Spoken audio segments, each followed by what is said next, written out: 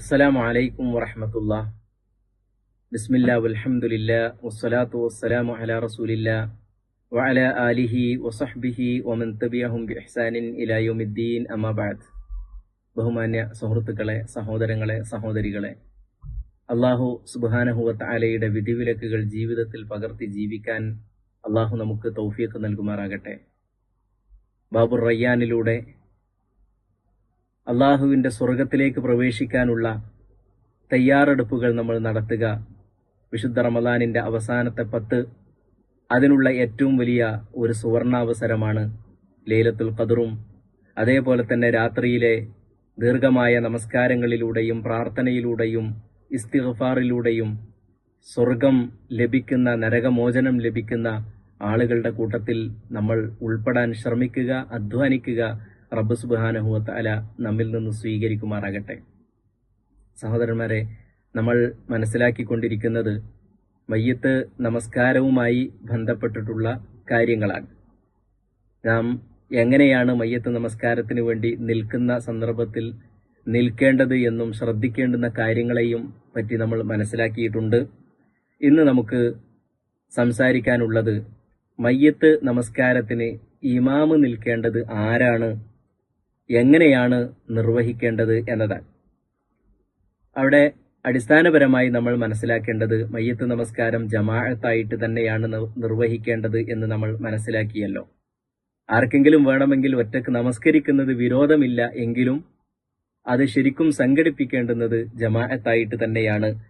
അങ്ങനെ ജമാഅത്തായിട്ട് നമസ്കരിക്കുകയാണെങ്കിൽ ആരായിരിക്കണം ഇമാമത്ത് നിർവഹിക്കേണ്ടത്?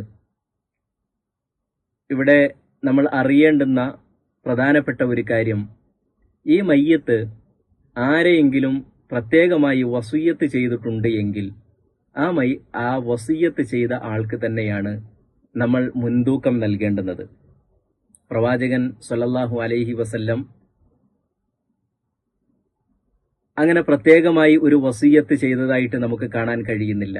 എന്നാൽ പ്രവാചകന്റെ മയ്യിത്ത് നമസ്കാരത്തിന്റെ സന്ദർഭത്തിൽ ആരും പ്രത്യേകം ഇമാമത്തായിട്ട് നിന്നതും നമുക്ക് കാണാൻ കഴിയണില്ല. എന്നാൽ വേണമെങ്കിൽ ഒരാൾക്ക് വസിയ്യത്ത് ചെയ്യാവുന്നതാണ്. അദ്ദേഹത്തെ മുന്തിക്കണം എന്നാണ് മദ്ഹബിന്റെ ഇമാമുമാരിൽ ഭൂരിപക്ഷവും പറഞ്ഞിട്ടുള്ളത്. റസൂലുള്ളാഹി സ്വല്ലല്ലാഹു അലൈഹി വസല്ലമയുടെ ദീൻ നമുക്ക് എത്തിച്ചു തന്ന നമ്മുടെ മുൻഗാമികൾ, കർമ്മശാസ്ത്ര പണ്ഡിതന്മാർ, അവർക്ക് സഹാബിമാരിൽ ചിലരൊക്കെ ഇജ്മാ വരെ പറഞ്ഞിട്ടുള്ള ഒരു കാര്യമാണ്, വസിയ്യത്ത് ആർക്കെങ്കിലും ഉണ്ട് എങ്കിൽ അവരാണ് നിൽക്കേണ്ടത് എന്ന്. ഇനി അങ്ങനെ വസിയ്യത്ത് ഇല്ലാത്ത ഒരു സാഹചര്യമാണ് എന്ന് നമ്മൾ വിചാരിക്കുക. വസിയ്യത്ത് ഇല്ല, ആരോടും പ്രത്യേകമായിട്ട് പറഞ്ഞിട്ടില്ല. അങ്ങനെയാണെങ്കിൽ ഇമാമ് നിൽക്കാൻ ഏറ്റവും അർഹനായിട്ടുള്ളത് ഒരു മുസ്ലിം ഭരണം നടക്കുന്ന സ്ഥലമാണ് എങ്കിൽ ഭരണാധികാരിയും അദ്ദേഹത്തിന്റെ പ്രതിനിധിയും ഗവർണറും അതേപോലെ തന്നെ ഖാദിയും പള്ളിയിൽ നിശ്ചയിക്കപ്പെടുന്ന ഇമാമുമായിട്ടുള്ള ആളുകൾ തന്നെയാണ്. അതേപോലെ തന്നെ നമ്മുടെ നാടുകളിലും നമ്മുടെ പള്ളികളിൽ ഇമാമത്ത് നിശ്ചയിച്ചിട്ടുള്ള ആളുകൾക്ക് തന്നെയാണ് ഇമാമ് നിൽക്കാൻ ഏറ്റവും അർഹരായിട്ടുള്ളത് എന്നാണ് നമുക്ക് കാണാൻ കഴിയുന്നത്. ഹസൻ റളിയല്ലാഹു അൻഹു മരണപ്പെട്ട സന്ദർഭത്തിൽ അദ്ദേഹത്തിന്റെ സഹോദരൻ ഹുസൈൻ റളിയല്ലാഹു അൻഹു, അദ്ദേഹം മദീനയിലെ ഇമാമായിട്ടുണ്ടായിരുന്ന സഈദ് ബിനുൽ ആസ് എന്ന് പറയുന്ന വ്യക്തിയോട് നീ നിന്നോ എന്ന് പറഞ്ഞ് അദ്ദേഹത്തെ മുന്നിലേക്ക് പിടിച്ച് തള്ളുന്ന ഒരു രംഗം. നീ നിന്നോ എന്ന് പറഞ്ഞിട്ട് മനസ്സിൽ വലിയ താല്പര്യമില്ലാതിരുന്നിട്ടും അദ്ദേഹത്തിന് അനുവദിക്കുകയാണ്, അഥവാ നിലവിലുള്ള ഇമാമിനെ നിർത്തുകയാണ് ചെയ്യുന്നത് ഹുസൈൻ റളിയല്ലാഹു അൻഹു. എന്നിട്ട് അദ്ദേഹം പറയുന്നൊരു വാക്ക്, തഖദ്ദം, നീ ഇങ്ങോട്ട് മുന്നിലേക്ക് നിൽക്ക്, നമസ്കരിക്ക്. ഫലൗല അന്നഹ സുന്ന മാ ഖദ്ദംതുക, അതൊരു സുന്നത്തല്ലായിരുന്നുവെങ്കിൽ ഞാൻ നിന്നെ മുന്നിലേക്കാക്കില്ലായിരുന്നു എന്നാണ്. ഇവിടെ സുന്നത്ത് എന്ന് ഒരു ഐച്ഛിക കാര്യം എന്ന അർത്ഥത്തിലല്ല പറഞ്ഞിട്ടുള്ളത്, പ്രവാചകന്റെ ഒരു നടപടിക്രമം എന്ന നിലക്കാണ് പറഞ്ഞിട്ടുള്ളത്. അതുകൊണ്ട് തന്നെ അദ്ദേഹമാണ് നിൽക്കാൻ ഏറ്റവും അർഹനായിട്ടുള്ളത്. അപ്പൊ ഇതിനർത്ഥം ഇവിടെ നമ്മുടെ നാടുകളിലൊക്കെ ഷിർക്കും ബിദ്അത്തും ഒക്കെ ചെയ്യുന്ന കുറെ ഇമാമുമാരാണ് പള്ളികളിലുള്ളത്, അവരൊക്കെ ആകണം ഇമാമ് നിൽക്കേണ്ടത് എന്നല്ല. മറിച്ച് അത്തരം സ്ഥാനങ്ങളിൽ അവരുടെ തന്നെ മദ്ഹബിലുള്ളത് മയ്യത്തിന്റെ ഏറ്റവും അടുത്ത ആളുകളാണ് ഇമാമ് നിൽക്കാൻ അർഹതയുള്ളത് എന്നാണ്.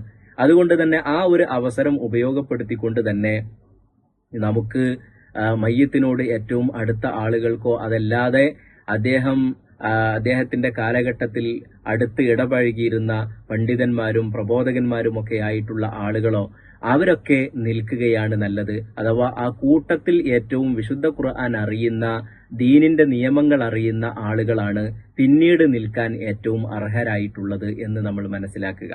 അപ്പോ ഏറ്റവും അർഹനായിട്ടുള്ളത് ഔദ്യോഗികമായ ഇമാമ് തന്നെയാണ്. ഇനി അദ്ദേഹത്തെ അതിന് പറ്റാത്ത ഒരാളാണ് എന്ന് നമുക്ക് ബോധ്യപ്പെടുന്ന ഒരു സന്ദർഭത്തിൽ പിന്നീട് അത്തരം ഷിർക്കിന്റെയും ബിദ്അത്തുകളുടെയും ആളുകളെ നമ്മൾ നിർത്തേണ്ടതില്ല. മറിച്ച് മയ്യത്തിനോട് ഏറ്റവും അടുത്തവരോ അതല്ലെങ്കിൽ അവിടെ കൂടിയവരുടെ കൂട്ടത്തിൽ ഏറ്റവും വിശുദ്ധ ഖുർആനിനെ സംബന്ധിച്ചും ദീനിനെ പറ്റിയും അറിവുള്ള ആളുകളോ ആണ് നിൽക്കേണ്ടത്. റസൂലുള്ളാഹി സ്വല്ലല്ലാഹു അലൈഹി വസല്ലം പറഞ്ഞു, യഉമ്മുൽ ഖൗമ അഖറഉഹും ലികിതാബില്ലാ. ഒരു സമൂഹത്തിന് ഇമാമത്ത് നിൽക്കേണ്ടത് അവരുടെ കൂട്ടത്തിൽ ഏറ്റവും ഖുർആൻ അറിയുന്ന ആളാണ്, അഥവാ ദീൻ അറിയുന്ന ആളാണ് എന്ന് നമുക്ക് മനസ്സിലാക്കാൻ കഴിയും. നബി സല്ലല്ലാഹു അലൈഹി വസല്ലം അങ്ങനെ തന്നെ പറഞ്ഞിട്ടുമുണ്ട്.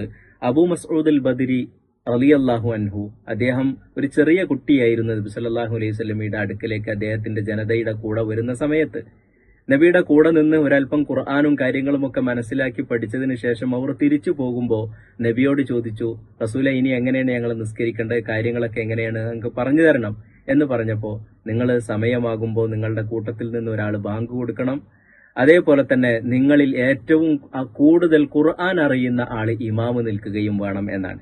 അപ്പോ അദ്ദേഹം പറയാണ്, അബൂ മസ്ഊദ് അൽ ബദരി റളിയല്ലാഹു അൻഹു പറയുന്നു, ആളുകൾ ഇങ്ങനെ നോക്കി ആർക്കാ കൂടുതൽ ഖുർആൻ അറിയാം. അപ്പൊ കുട്ടിയായ എനിക്കാണ് കൂടുതൽ ഖുർആൻ അറിയുക. അന്നു മുതൽ അവർ എന്നെ ഇമാമ് നിർത്താൻ തുടങ്ങി എന്നാണ്.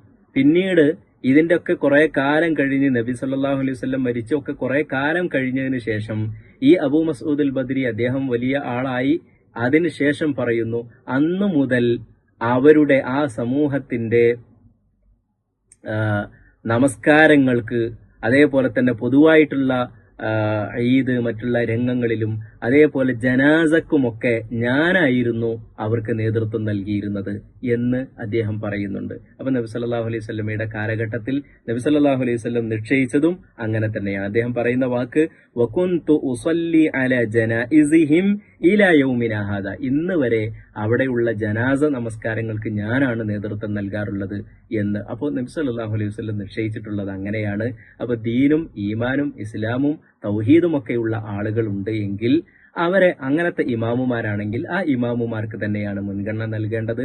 അതല്ലാത്ത ഒരു സാഹചര്യമാണെങ്കിൽ നമ്മുടെ കൂട്ടത്തിൽ നിസ്കരിക്കാൻ നിൽക്കുന്ന കൂട്ടത്തിൽ ഏറ്റവും ഖുർആൻ അറിയുന്ന ആളുകൾക്കാണ് നമ്മൾ മുൻതൂക്കം നൽകേണ്ടത് എന്നതാണ് ഇതിൽ നിന്ന് മനസ്സിലാക്കാൻ പറ്റുന്നത്.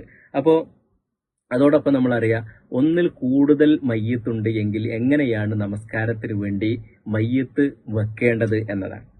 ഇപ്പോൾ ഒരാളാണ് എങ്കിൽ വെക്കേണ്ടത് നമുക്കറിയാം. ഒന്നിൽ കൂടുതലുണ്ട് എങ്കിൽ ആണുങ്ങളെ ഇമാമിനോട് അടുത്തും അതിനുശേഷം പെണ്ണുങ്ങളെയും, ആണുങ്ങളും പെണ്ണുങ്ങളും ഒരുമിച്ചുണ്ട് എങ്കിൽ അങ്ങനെയാണ് വെക്കേണ്ടത്.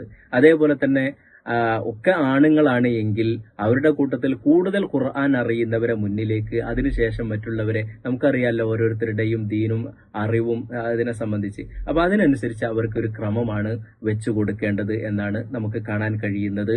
അപ്പോൾ ആദ്യം ആണുങ്ങളെ വെക്കുക, പിന്നീട് കുട്ടികളെ ഉണ്ടെങ്കിൽ കുട്ടികളെ വെക്കുക, പിന്നീട് സ്ത്രീകളെ വെക്കുക. അഥവാ ഖിബിലയോട് ഏറ്റവും അടുത്ത് കുട്ടികളെ, സ്ത്രീകളെ, അതിനുശേഷം കുട്ടികളെ, ഇമാമിന്റെ ഏറ്റവും അടുത്തേക്ക് പുരുഷന്മാരെ എന്ന നിലക്കാണ് റസൂലുള്ളാഹി സ്വല്ലല്ലാഹു അലൈഹി വസല്ലം നമുക്ക് പഠിപ്പിച്ചു തന്നിട്ടുള്ളത്.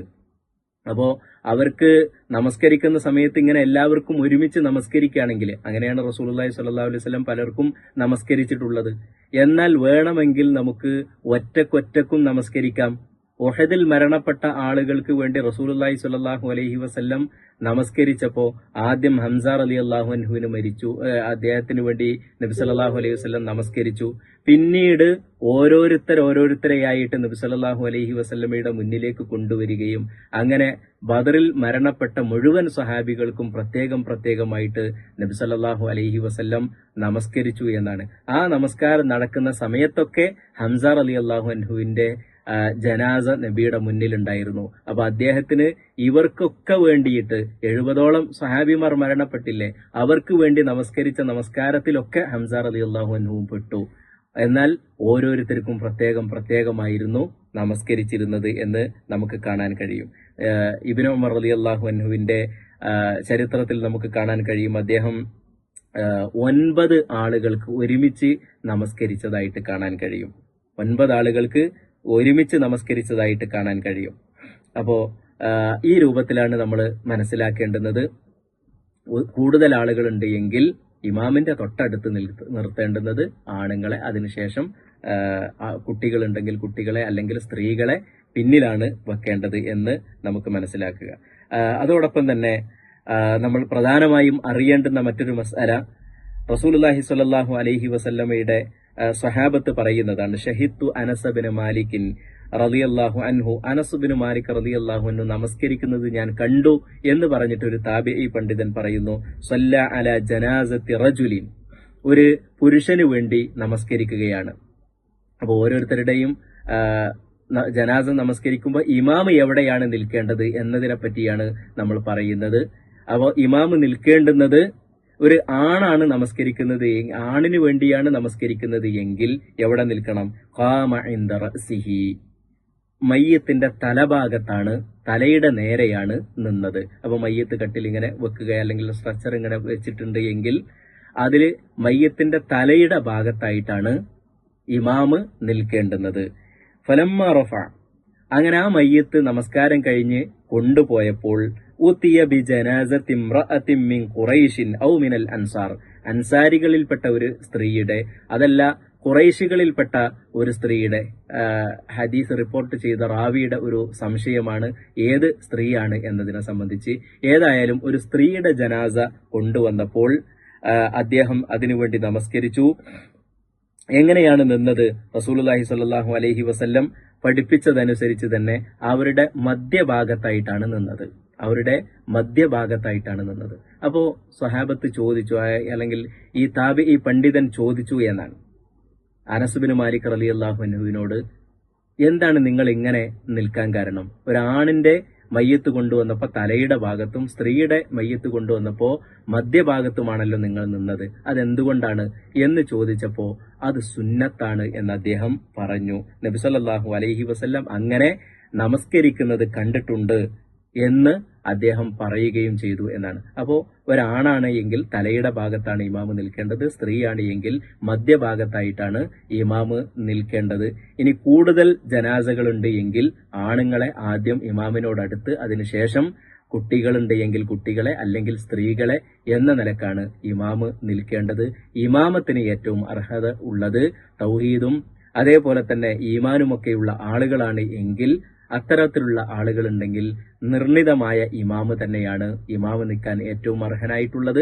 അതല്ല എങ്കിൽ കൂട്ടത്തിൽ ഏറ്റവും വിശുദ്ധ ഖുർആൻ അറിയുന്ന ആളുകളാണ്. ഇതാണ് ഇന്നത്തെ ഒരു ക്ലാസ്സിലൂടെ നമ്മൾ മനസ്സിലാക്കിയത്.